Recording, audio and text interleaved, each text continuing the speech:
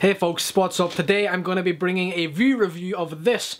This is Dragon Age Dawn of the Seeker. It is a Dragon Age animated movie made by Funimation. I believe it has some kind of backing by BioWare, but David Gator, the lead writer of Dragon Age, the games, the novels, and the comic book series, isn't actually involved. So let's talk about that. So I know I don't look super formal enough, so let's fix that. So there we go. Got a blazer. It's the best I can do. So guys, whenever I do a review, I like to make a list of pros and a list of cons, and let's go through the pros and then the cons. So the first pro, it actually comes with two discs, an English version and a Japanese version. Now, they could just put on the one disc and have the option to change the language, but whatever, two discs, the same thing really. The combat scenes are some of the best I have ever seen, in all honesty. Watching this animated movie, the combat scenes seem absolutely amazing. You know, there's lots of swords swinging around and spinny scenes. It's awesome. Let's just say that. So another big pro for the movie is Cassandra, the main character. She be hot. That's how I review things, okay? Now there's a scene involving ogres and golems under mind control, and that scene is having both those things in there is completely awesome, as there is no other darkspawn in the movie, but just seeing those and having them designed the exact way they were in Dragon Age 2 is just kinda awesome. I need to stop using the word awesome so much. So all the character clothing and armour and that kind of thing, they match exactly as how they should be in the Dragon Age universe. You can look at a character and just from how they're dressed, you can tell immediately, are they a mage, are they a civilian, are they a warrior? You can tell just from looking at them, and it's very, very authentic.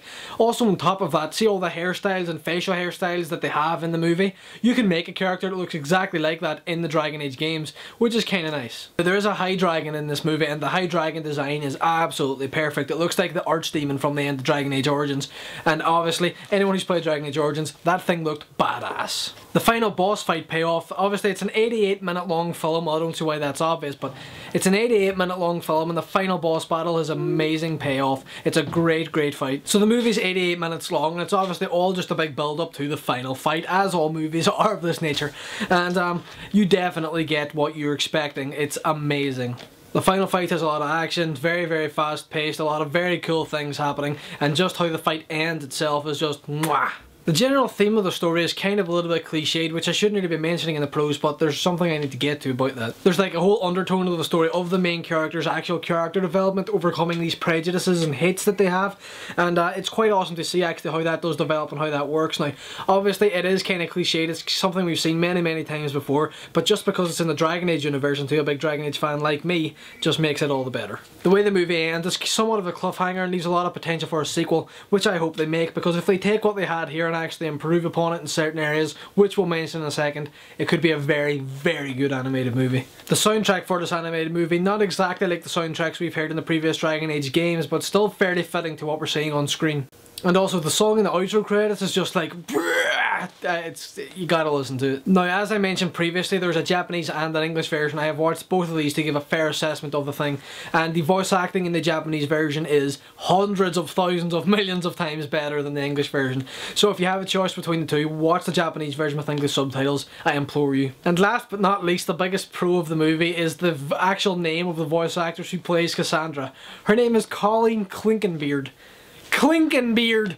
That is such an awesome surname that the movie gets an extra star in my opinion. So guys, let's talk about the cons. One of the biggest cons for me, and something that I noticed instantly, is that David Gator actually isn't attached. He is the lead writer of all the Dragon Age games, the comics, and the novels, so you would have thought he would have had some hand in this, but he didn't. The art style initially, I didn't really like it, and at certain times it did grow on me, but for the vast majority of the film, it wasn't really my thing, and it's not what you would expect from Dragon Age. The voice acting in the English version of this is absolutely horrible. It's just full of very unenthused voices, making very cliche lines and making them sound pretty bad. It's not the best. Now, the voice acting in the English version of this is absolutely horrible, as with the vast majority of things that are developed in the East and then dubbed over again for English audiences.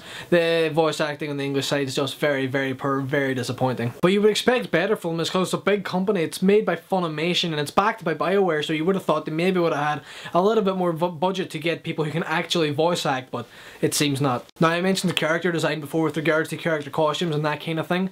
Now, the character faces sometimes don't really match the voice or the character that they're trying to portray, so it's very hit and miss with character design. Sometimes they match perfectly, sometimes they just don't. So the Divine is in this movie, that's not a big spoiler. The Divine is the leader of the Chantry, which is like the religion in the Dragon Age universe, and it is set in Orlais, as I maybe should have mentioned earlier, so they're all kind of basically what Orlais is in the Dragon Age universe. It is the French parts of Canada in the real world. So the Divine has a French accent, and it's fucking cringeworthy. The story is very, very cliche. Good guys, bad guys, conspiracy, betrayal, underlying love story, you know, it's something we've all seen so many times before, but because it's the Dragon Age universe, I had to watch it anyway. Now, one of the main cons, other than the fact that David Gator had nothing to do with this for me, is the main antagonist, a blood mage character. He is so badly designed, so badly coloured, so badly animated, and so badly voice acted that it just completely ruins any kind of immersion I was having watching the film. And guys, that is it for the list of pros and cons. I'm going to give this 3 stars out of 5, just because the Japanese voice acting version brought it so much more forward than the English version was. The combat scenes were amazing. Sadly, David Gator didn't write the story, but there's some redeeming features in there. Now, I bought the DVD for £4 new on Amazon. That is another reason why it's getting 3 stars and not anything lower, because I believe that quality should reflect the price of things, and I wouldn't pay £15–20 for a copy of this DVD. But anyway folks, I hope you enjoyed this video. I hope it was maybe insightful, fun, whatever else. But thank you all very much for watching, and I will see you in the next one.